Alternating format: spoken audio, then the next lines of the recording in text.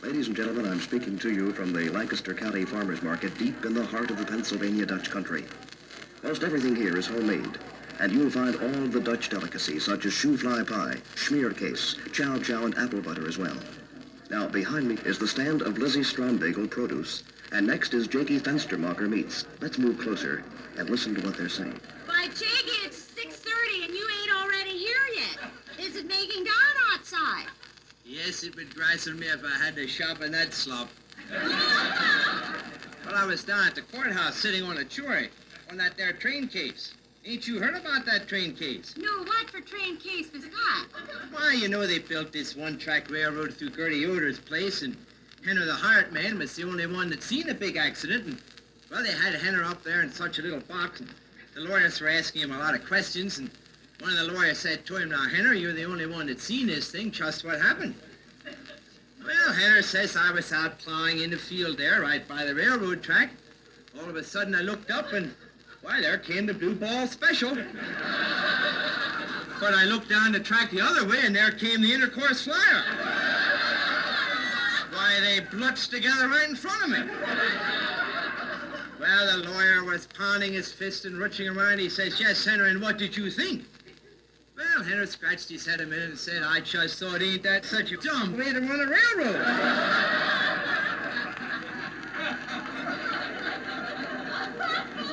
Say, Jakie, ain't you such an authority on railroads? Well, in a way, Liz, I was trying to be one of these here conductors, you know. I didn't stay in that shop too long. Why, what happened? Well, I was trying out to be a conductor on the Reading Railroad. My first day out in the job, they put me with one of the regular conductors, and we got on the train.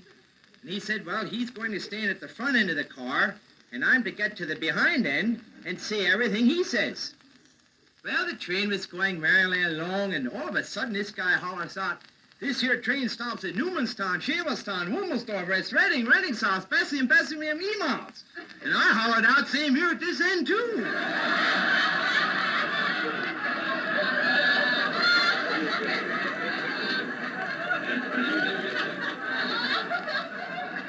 This train travel is something wonderful. You know, I got on the train at Harrisburg the other day, but you know sometimes they help a body too much. How's that once? Well, you know, as I'm getting along in years, I'm a little stiff in my joints and a little heavy on my feet.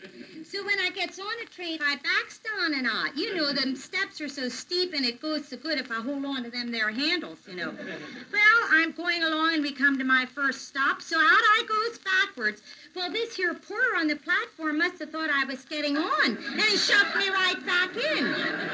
Well, I thought the next stop wasn't too far away, you know, so I tried again. So out I goes backwards again, and this here porter there, he thought I was getting on, and he shoved me right back in.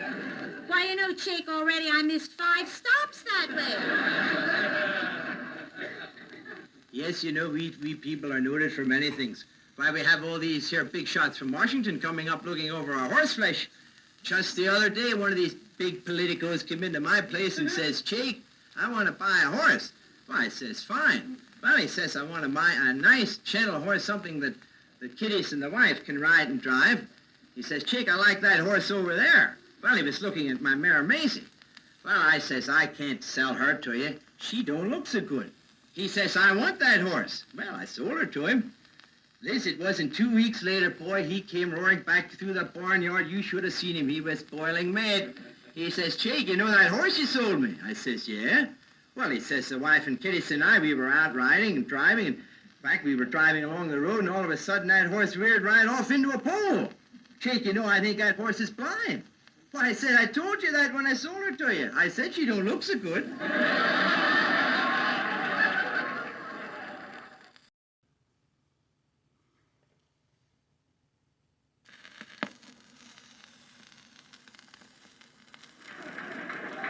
Yes, we grow too soon old and too late smart.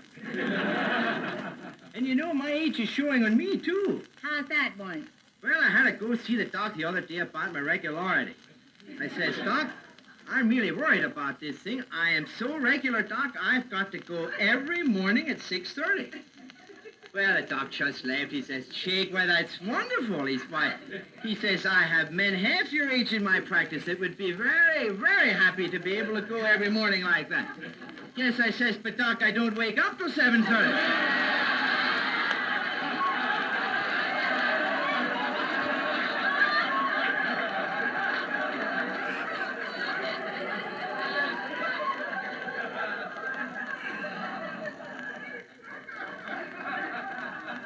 Say, Liz, how about your boy?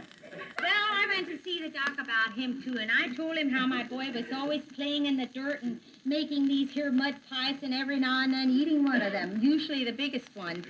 Well, he says, you don't have to worry none about that. He says it's perfectly normal for boys to play in the dirt and to make mud pies.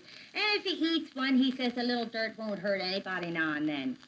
Oh, I said, that relieves me. But now, Doc, what should I tell his wife?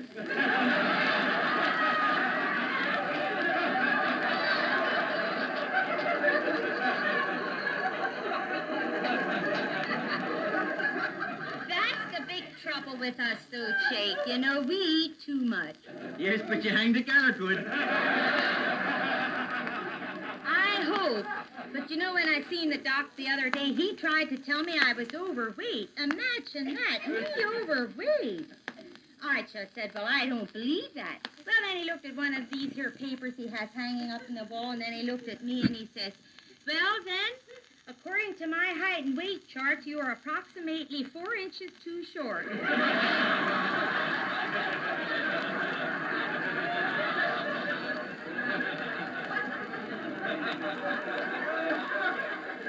You know, George was making out the income tax, and he says that he ought to go down to see one of these here accountants, you know. So he went downtown, and he walked into one of these here places where them men are, and he says, do you do income tax? And the man says, why, sure. What can I do for you? Well, George says, well, just first one question. Just how fussy are you?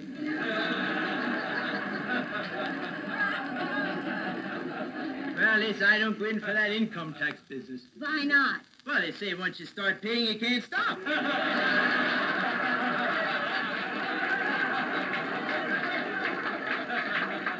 you know, living up against this here General Eisenhower's place, you know, he don't live where he used to. Well, where does he live? I live where he moved. Oh! Just the other day, I was out feeding the teepees back on the farm, and another one of them there big shots come up. Oh, he was really uptown. He was driving one of them high-powered two-toner swept-up cars, chewing one of them there big fat cigars. And he stopped and he says, lady, am I going toward Gettysburg? And I said, well, I don't know. Well, he said, if I go straight ahead in this road, would it get me out to Lancaster? Well, I said, you can't go straight. Well, then he was getting a little exasperated, and he said, well, if I go back the way I come from, would that get me out to the turnpike? So I said, I don't know which way you come from. Well, he said, you know, lady, I have heard that you are the dumbest people in the whole wide world, and I believe you are the dumbest of them all. And I just said, well, anyways, I ain't lost.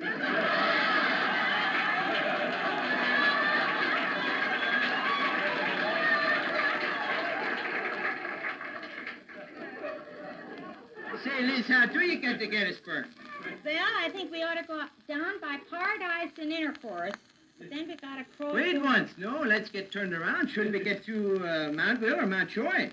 Well, yes, but then how do we get across the river and the tracks? You know, Jake, I don't think you can get there from here.